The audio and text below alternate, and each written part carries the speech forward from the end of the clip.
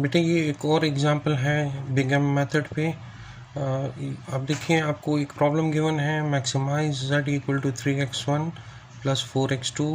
Constraints आपके पास given है 2x1 plus x2 is less than equal to 600, x1 plus x2 is less than equal to 225, 5x1 plus 4x2 is less than equal to 1000, x1 plus 2x2 is greater than equal to 150। x1 और x2 इन दोनों की values आपके पास zero हैं।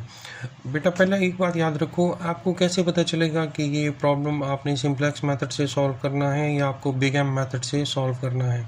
एक बहुत आसान सा तरीका है, ये याद रखिएगा, जब भी कंस्ट्रेंट में आपके पास लेस देन का सिंबल यूज़ हुए हो,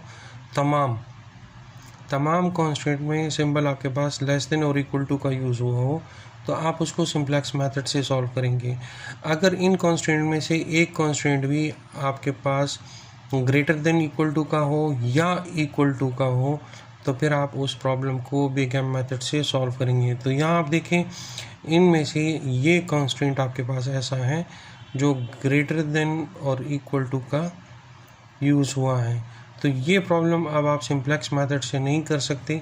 इस प्रॉब्लम को अब आपको बिग एम मेथड से सॉल्व करना पड़ेगा। तो सबसे पहला स्टेप क्या होगा, हमने इन इनइक्वालिटीज़ को इक्वालिटीज़ के अंदर कन्वर्ट करना है। तो देखिए आपके पास जो आपका फर्स्ट कंस्ट्रेंट है 2x1 plus x2 less than equal to 600, ये किस चीज़ में कन्वर्ट हो जाएगा, ये हो जाएगा 2x1 प्लस x2। क्योंकि ये लेस देन का सिंबल है तो हम स्लैक वेरिएबल यूज़ करेंगे, उसको मैं नाम दे रहा हूँ s1, और ये इनइक्वालिटी चेंज हो जाएगी इक्वालिटी के अंदर 600 के अंदर। सिमिलरली अगला जो कंस्ट्रेंट है x1 plus x2 less than equal to 225, तो यहाँ भी स्लैक वेरिएबल इंट्रोड्यूस होगा, तो ये आपके पास बन जाएगा x1 plus x2 plus s2 slack variable, ठीक है जी, इक्वल टू 225। तीसरा कंस्ट्रेंट वहाँ भी लेस देन का सिंबल है, तो वहाँ पर भी स्लैक वेरिएबल इंट्रोड्यूस होगा, तो ये कंस्ट्रेंट क्या बन जाएगा, ये बन जाएगा 5x1 plus 4x2 plus s3 equals to 1000। अगला कंस्ट्रेंट है, यहाँ ग्रेटर देन का साइन यूज़ हुआ है, तो अब आपको यहाँ पे सरप्लस वेरिएबल और आर्टिफिशियल वेरिएबल दोनों इंट्रोड्यूस करने पड़ेंगे। सरप्लस वेरिएबल जो है वो आप सब्ट्रैक्ट करोगे और आर्टिफिशियल वेरिएबल आप ऐड करोगे। तो ये कंस्ट्रेंट आपके पास क्या बनेगा, ये कंस्ट्रेंट आपके पास बनेगा x1 plus 2x2 minus e4। ये माइनस e4 ये मेरे पास सरप्लस वेरिएबल है, और प्लस a4 ये मेरे पास आर्टिफिशियल वेरिएबल है। ये इनइक्वालिटी अब कन्वर्ट हो जाएगी इक्वालिटी के अंदर 150। ठीक है जी, सिंप्लेक्स मेथड का ये पहला स्टेप है आपके पास। दूसरे स्टेप में आप क्या करते हैं, हम ऑब्जेक्टिव फंक्शन को चेंज करते हैं। देखिए हमारे पास ऑब्जेक्टिव फंक्शन क्या है, z equals to 3x1 plus 4x2।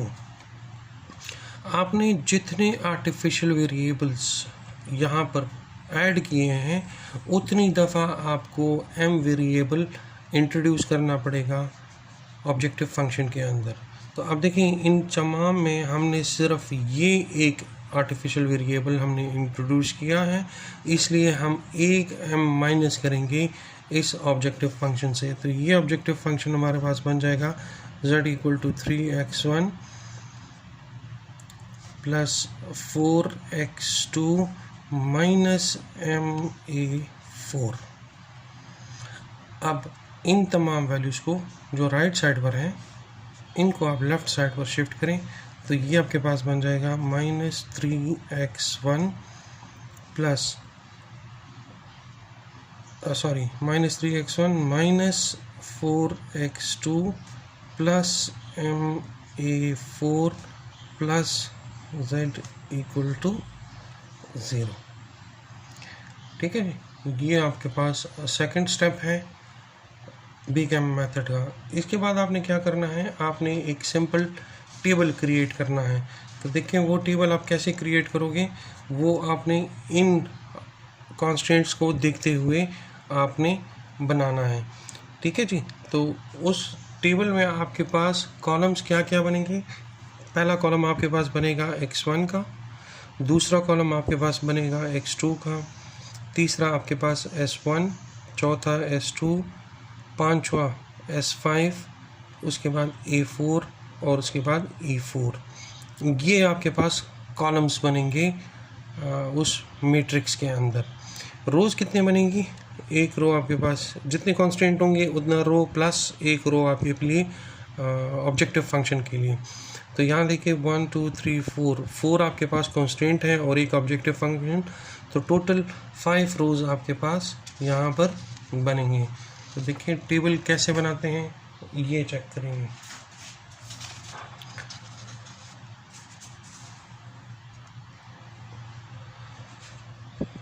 जो टेबल का पहला कॉलम मेरे पास बन रहा है दैट इज़ x1, दूसरा कॉलम है x2, तीसरा कॉलम है s1, फिर s2,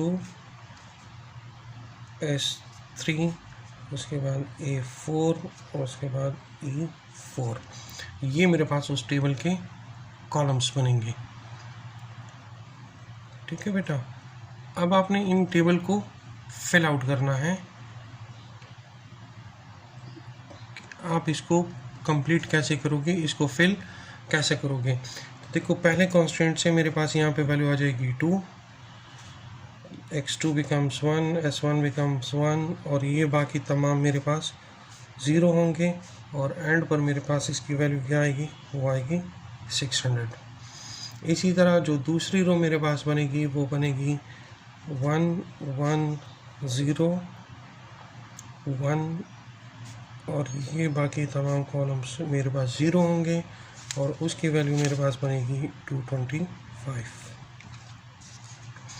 सिमिलरली जो थर्ड रो बनेगी वो है 5 4 5 4 0 0 1 0 0 और उसकी वैल्यू है 1000।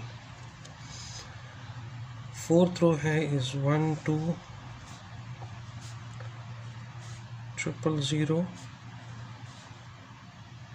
this becomes a4 becomes 1, ये e4 -1 एंड ये है 150। उसके बाद ऑब्जेक्टिव फंक्शन, तो ऑब्जेक्टिव फंक्शन आपके पास है -3 -4 0 0 0, यहाँ पे m, दिस बिकम 0 और ये 0। अब यहाँ पे अब बेसिक वेरिएबल्स फ़िलहाल हम इग्नोर कर दें, हम नहीं लिखते। आगे जब ये टेबल हम एक स्टेप 2 स्टेप और सॉल्व कर लेंगे उसके बाद हम यहाँ पे बेसिक वेरिएबल्स भी मेंशन कर देंगे। अब अगला स्टेप क्या है, आपने इस आर्टिफिशियल वेरिएबल के कॉलम से इस m को रिमूव करना है। आर्टिफिशियल वेरिएबल के कॉलम में m नहीं होना चाहिए। तो उसके लिए अब देखो मैं क्या कर रहा हूँ, ये जो मेरे पास रो है रो 4, दिस इज़ रो 1 रो 2 रो 3 रो 4। अगर मैं रो 4 को -m के साथ मल्टीप्लाई कर दूं और उससे जो रिज़ल्ट आ जाए उसको मैं रो 5 के साथ ऐड कर दूं, तो यहाँ -m आ जाएगा, यहाँ +m है तो -m + m 0, तो यहाँ से m रिमूव हो जाएगा। तो देखो इस टेबल में बाकी पहले 4 रोज़ में कोई चेंजेस नहीं आएंगी, चेंजेस आएंगी तो सिर्फ आखिरी रो के अंदर चेंजेस आएंगी। तो यहाँ पर मैं क्या कर रहा हूँ, मैं रो 5 के अंदर चेंजेस कर रहा हूँ।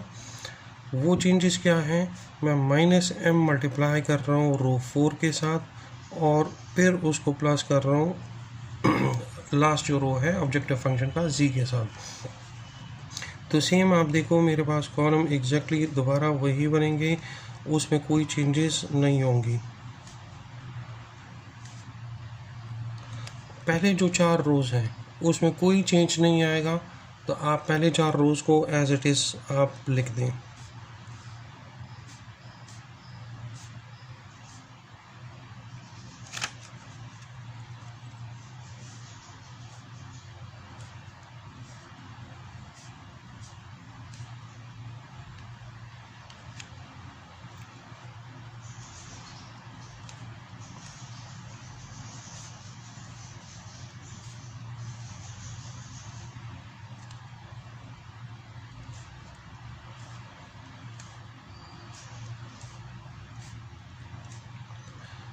जब आप इस रो के साथ -m को मल्टीप्लाई करेंगे और उसके बाद उस रिज़ल्ट को आप इस रो के साथ ऐड करेंगे तो आपके साथ जो वैल्यूज़ आएंगी वो आएगी यहाँ पे -3 -m।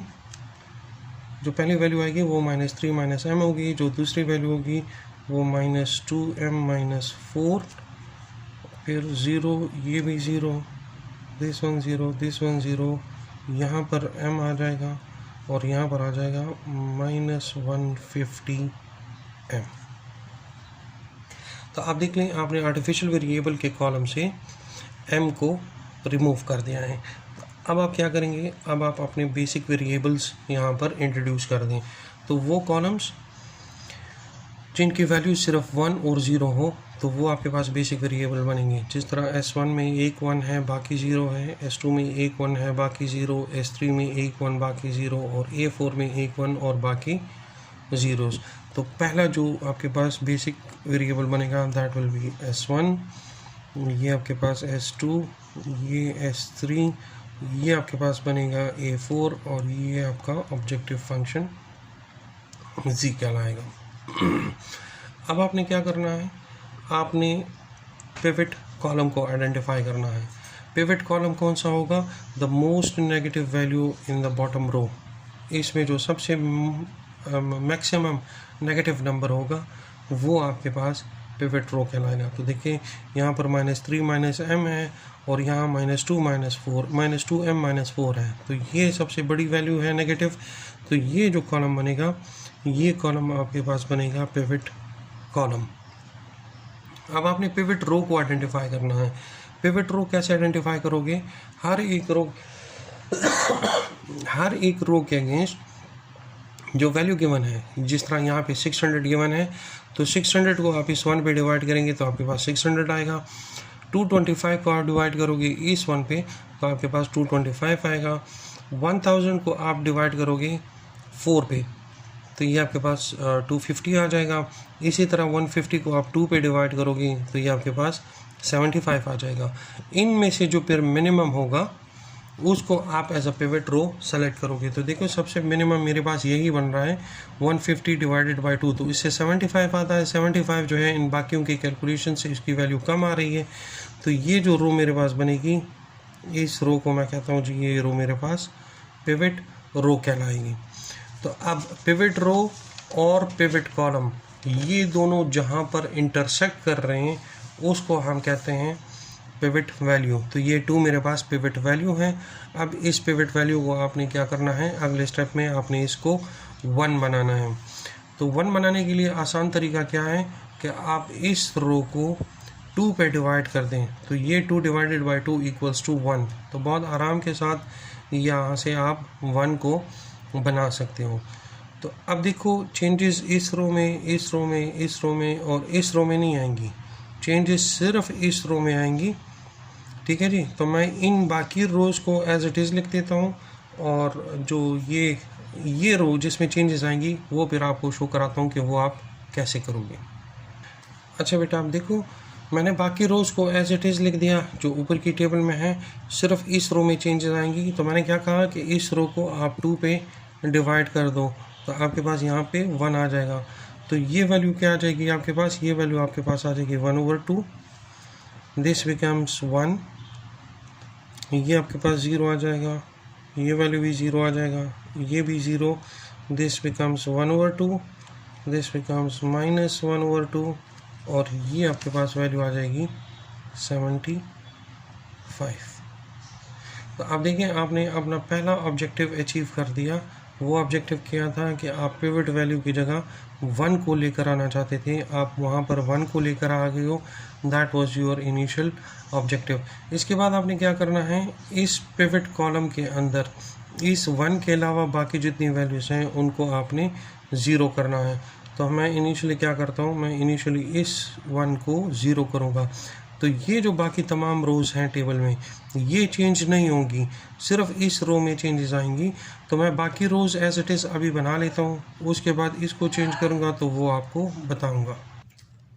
अच्छा बेटे देखो अभी हमने इस वैल्यू को इसको हमने 0 बनाना है। तो इसका आसान मेथड ये है कि आपके पास जो पिवट रो है उसमें ऑलरेडी वहाँ पर 1 मौजूद है, तो आप पिवट रो से इस रो को माइनस कर दो, आपके पास यहाँ 0 आ जाएगा। That means -R4 plus R1, तो यहाँ आपके पास 0 आ जाएगा। तो अब देखें बाकी चेंजेस तो बाकी रोज़ में नहीं होंगी, तो बाकी रोज़ मैंने एज इट इज़ लिख दी हैं, जिसमें चेंजेस आएंगी सिर्फ वो लिख रहा हूँ, ठीक है जी। तो जब आप इसमें -R4 प्लस R1 करेंगे और रिज़ल्ट को आप स्टोर करोगे कहाँ पर, R1 के अंदर, तो आपके पास यहाँ पर क्या वैल्यू आ जाएगी, यहाँ की वैल्यू आपके पास आ जाएगी 3/2, दिस बिकम्स 0, यहाँ 1 आ जाएगा, ये भी 0 हो जाएगी, ये वैल्यू भी 0 हो जाएगी, ये आ जाएगी -1/2, E4 जो है ये आपके पास आ जाएगा 1/2, और ये वैल्यू आपके पास आ जाएगी 525, ठीक है जी। नेक्स्ट स्टेप में हमने क्या करना है, हमने इस 1 को 0 करना है। तो बाकी पहली रो और लास्ट 3 रोज ये एज इट इज़ रहेंगी, चेंजेस सिर्फ इस रो के अंदर आएंगी। और वो चेंजेस हम कैसे करेंगे, हम चेंजेस कर रहे हैं रो 2 के अंदर, ठीक है जी। अगर मैं माइनस साइन मल्टीप्लाई कर दूं रो 4 के साथ और ऐड कर दूं उसको रो 2 के साथ, तो यहाँ 1 है, ये -1 बन जाएगा, -1 + 1 0, तो यहाँ आपके पास 0 आ जाएगा। तो चेंजेस सिर्फ इस रो में होंगी, बाकी रोज एज इट इज़ अपनी जगह पर मौजूद रहेंगी, ठीक है जी। ठीक है बेटा, अब हमने ये जो सेकंड रो में ये वाला 1 है, इसको हमने 0 करना है। तो मैंने क्या किया कि इस रो के साथ मैंने -1 को मल्टीप्लाई किया, जो रिज़ल्ट आएगा उसको इस रो के साथ ऐड करूँगा, तो यहाँ पे 0 आ जाएगा। तो चेंजेस सिर्फ इस रो में होंगी, बाकी रोज़ में नहीं। तो मैंने बाकी रोज़ की वैल्यू को एज इट इज़ ऊपर वाले टेबल से लिख दिया। यहाँ पे जो मेरे पास चेंजेस आएंगी मैं सिर्फ वो लिख रहा हूँ, ठीक है जी, जिस रो में, तो वो है मेरे पास 1/2, ये मेरे पास 0 हो जाएगा जिसको मैं 0 करना चाहता था। नेक्स्ट मेरे पास ये 0, ये 1, this becomes 0, this becomes -1/2, this becomes 1/2, और ये वैल्यू मेरे पास आ जाएगी 150। अब नेक्स्ट टेबल में आप देखो बेटा, हमने क्या करना है, हमने इस 4 को 0 बनाना है। ये जो 4 है इसको अब अपने 0 बनाना है। तो मैं क्या करता हूँ, ये जो पिवट रो है इसके इस 1 के साथ मैं -4 मल्टीप्लाई कर देता हूँ, जो रिज़ल्ट आ जाता है उसको इसके साथ ऐड करूँगा, तो यहाँ पे मेरे पास 0 आ जाएगा, -4 + 4 = 0। तो चेंजेस सिर्फ इस रो में होंगी, ठीक है जी। बाकी जितनी रोज़ हैं उनमें चेंजेस नहीं होंगी, तो वो रोज़ एज इट इज़ आप यहाँ पर लिख दो अगले टेबल में, जिस रो में चेंजेस आएंगी वो कैलकुलेशन करके वहाँ पर लिख देंगे। देखो बेटा, जब मैं इस 4 को 0 लेकर आऊँगा तो मैं क्या कर रहा हूँ, इस रो के साथ -4 मल्टीप्लाई कर रहा हूँ और इसके साथ प्लस कर रहा हूँ, तो चेंजेस सिर्फ S3 में होंगी। तो जब आप ये कैलकुलेशंस आप कर लोगे तो यहाँ पर आपके पास वैल्यू आ जाएगी 2, यहाँ आपके पास 0 आ जाएगा जो हम अचीव करना चाह रहे थे। अगले दोनों कॉलम्स की वैल्यू भी आपके पास 0 आ जाएगी, फिर आपके पास नेक्स्ट कॉलम की वैल्यू 1 आएगा, ये आपके पास आ जाएगा -2, और ये वैल्यू आपके पास 2 आ जाएगी, और यहाँ पर आपके पास वैल्यू आ जाएगा 700। तो आपका ऑब्जेक्टिव क्या था, यहाँ पर 0 लेकर आना, वो आप यहाँ पर 0 लेकर आ गए हो। नेक्स्ट स्टेप पे आपने क्या करना है, इसी कॉलम के अंदर ये जो वैल्यू है अब इसको आपने 0 करना है। तो इसको आप 0 कैसे करोगे, आप इस रो के साथ 2m + 4 मल्टीप्लाई कर दें, जो रिज़ल्ट आ जाए उसको आप इस रो के साथ ऐड कर दें, इस रो के साथ ऐड कर दें, तो यहाँ आपके पास 0 आ जाएगा। तो हमारा ऑब्जेक्टिव अचीव हो गया। इन रोज़ में कोई चेंजेस नहीं आएंगी, तो अगले टेबल में आप ये तमाम पहले 4 रोज़ ये आप एज इट इज़ लिखेंगे, चेंजेस सिर्फ इस रो में आएंगी। तो वो कैलकुलेशंस करके फिर मैं आपको शो कराता हूँ कि आपने इसके साथ फर्दर क्या करना है। अच्छा बेटा, इस वैल्यू को जब आप 0 बनाओगे तो इसका आसान तरीका ये है कि आप पिवट रो के साथ मल्टीप्लाई कर दो 2m + 4, उससे जो रिज़ल्ट आ जाए उसको ऐड कर दो इस रो के साथ, तो यहाँ आपके पास 0 आ जाएगा। तो अब देखिए चेंजेस इस रो में होंगी, बाकी टेबल की बाकी रोज़ में कोई चेंजेस नहीं आएंगी। तो आपके पास ये टेबल एज इट इज़ इस तरह दोबारा बन जाएगा। अब देखिए मैंने वही रोज़ दोबारा लिखी हैं, सिर्फ जो ऑब्जेक्टिव फंक्शन का जो लास्ट रो है उसके लिए मैंने जगह छोड़ी हुई है कि वहाँ पर मैं कैलकुलेशंस के बाद वैल्यू लिखूँगा। जब मैं ये कैलकुलेशंस कर देता हूँ तो मेरे पास ये वैल्यू आ जाती है -1, ये वैल्यू 0, ये भी 0 0 0, ये वैल्यू मेरे पास आ जाती है A4 कॉलम जो है इसकी वैल्यू मेरे पास आ जाती है m+2। नेक्स्ट कॉलम की वैल्यू मेरे पास आ जाती है -2 और उसके बाद 75। आपका पहला आपने क्या किया, आपने जो पिवट कॉलम था उसमें सिर्फ पिवट रो की पिवट वैल्यू को आपने 1 कर दिया है, बाकी तमाम को आपने 0 कर दिया है। तो आपका एक आइटरेशन यहाँ पर कंप्लीट हो गया है। अब आपने क्या करना है, आपने अपनी इन बेसिक वेरिएबल्स को अपडेट करना है। यहाँ देखिए आपके पास S1 बेसिक वेरिएबल है, S1 अभी भी आपके पास सिर्फ 1 और 0 है तो वो स्टिल अपनी जगह पर रहेगा। S2 जो है वो अपनी जगह पर एज इट इज़ रहेगा क्योंकि वो भी 0 और 1 है। S3 भी अपनी जगह पर रहेगा, लेकिन A4 अब चेंज हो गया है, वहाँ की वैल्यूज़ अब आपके पास 1 और 0 नहीं है।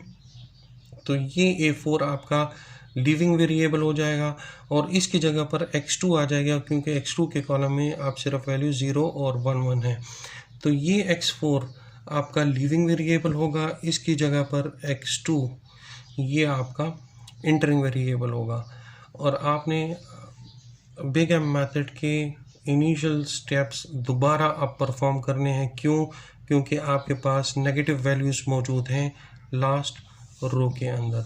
तो इन दोनों नेगेटिव वैल्यू में से मोस्ट नेगेटिव वैल्यू ये है, तो ये वाला कॉलम मेरा पिवट कॉलम कहलाएगा। ठीक है जी। अब 525 को आप डिवाइड कर दें 1/2 पे तो इससे आपके पास रिज़ल्ट आ जाएगा 1050। 150 को आप डिवाइड कर दें 1/2 पे, इसका रिज़ल्ट आ जाएगा 300। 700 को 2 पे डिवाइड कर दें तो 350। 75 को -1/2 पे डिवाइड कर दें तो वो वैल्यू और भी कम आएगी। तो हमारे पास जो सबसे मिनिमम वैल्यू है वो है 150/1/2, जिससे मेरे पास वैल्यू आ रही है 300। तो ये जो रो है, ये रो मेरे पास पिवट रो कहलाएगी।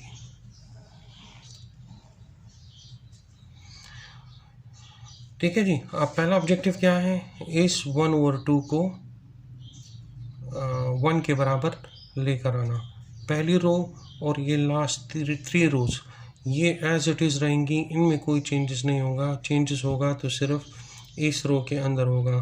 तो यहाँ मैं 1 कैसे लेकर आ सकता हूँ, अगर मैं 2 मल्टीप्लाई कर दूँ इस पूरी रो के साथ तो 2 × 1/2 उससे मेरे पास आराम से 1 आ जाएगा। तो वो कैलकुलेशंस लिख के आगे कंटिन्यू करते हैं।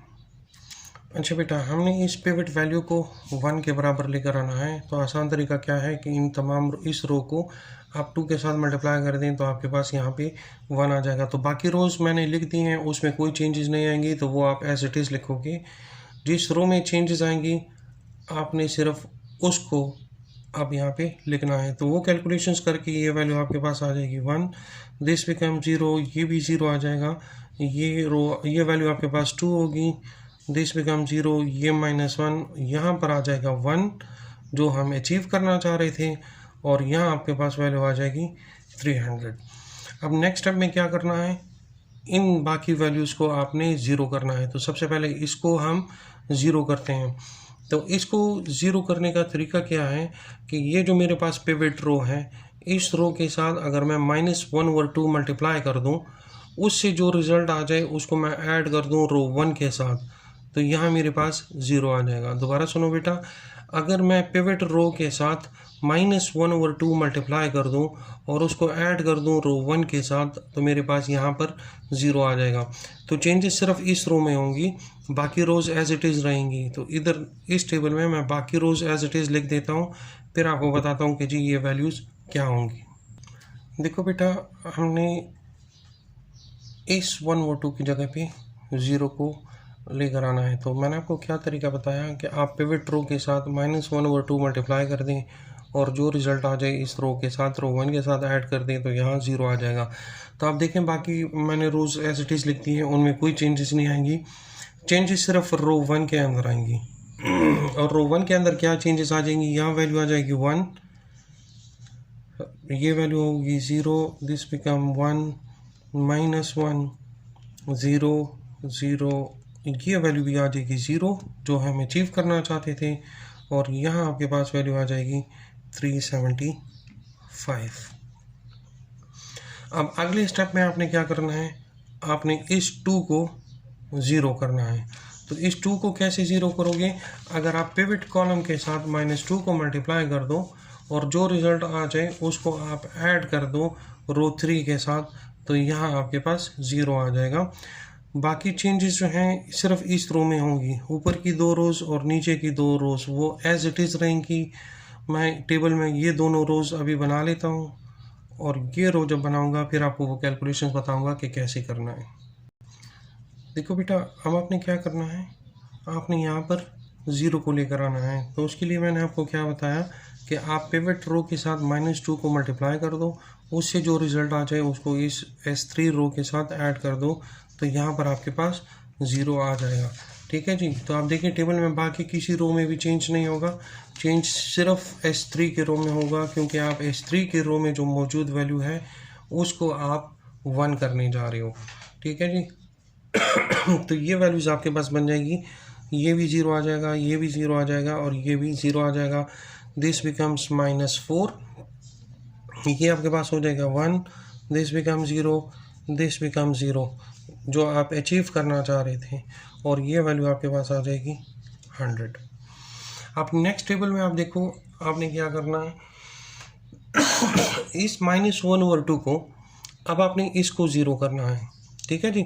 तो चेंजेस सिर्फ A4 के रो में होंगी, बाकी रोज़ में कोई चेंजेस नहीं होंगी। तो मैं बाकी रोज़ इधर बना लेता हूँ, और उसके बाद जो चेंजेस होंगी वो आपको बताता हूँ कि आपने कैसे इसको 0 के बराबर लेकर आना है।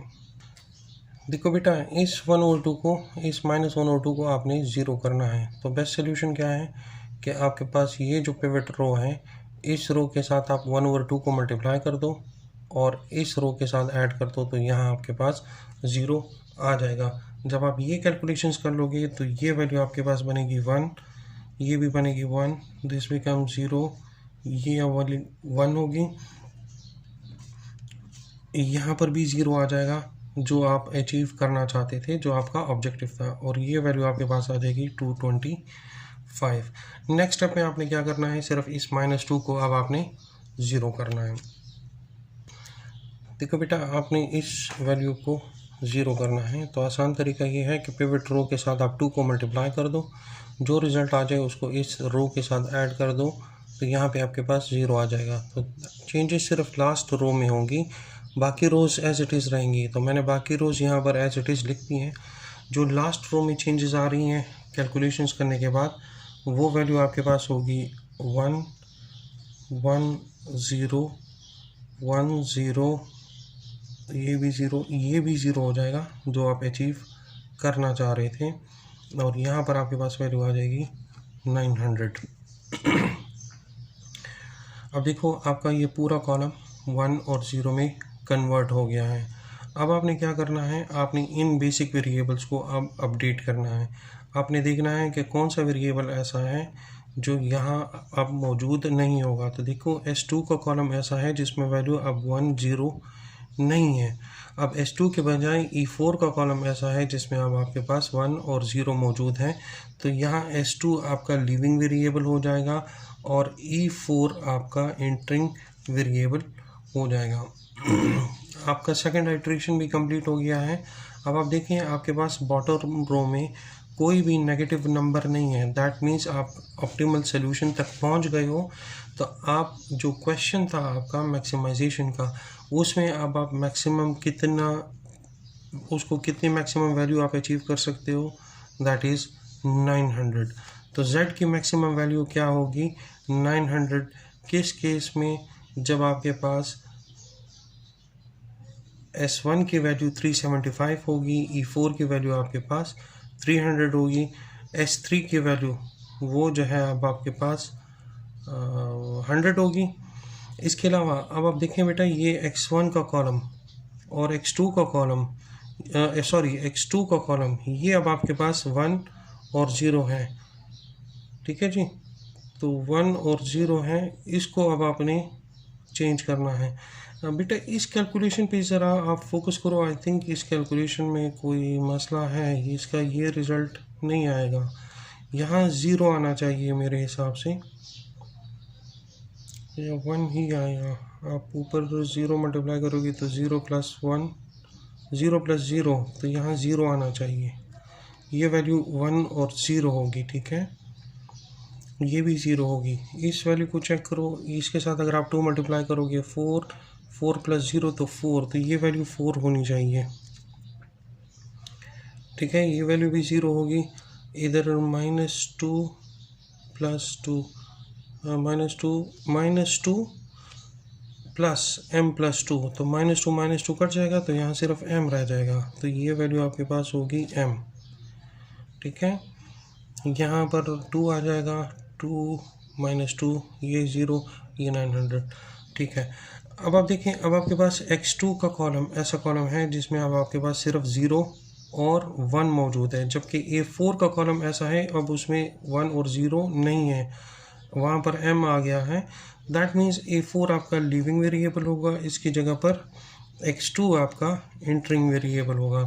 तो z की मैक्सिमम वैल्यू आप 900 अचीव कर सकते हैं किस केस में, जब x2 आपके पास क्या होगा, वो 225 होगा।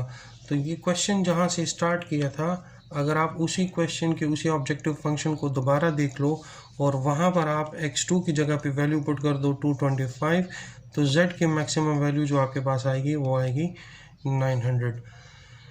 आई होप कि बिग एम पे इस अगले एग्जाम्पल की भी आप लोगों को समझ आ गई है। अगर कोई प्रॉब्लम हुआ तो आप मुझे कमेंट कर सकते हैं, मैं आपको मज़ीद एग्जाम्पल्स बना के अपलोड कर दूँगा। Thank you.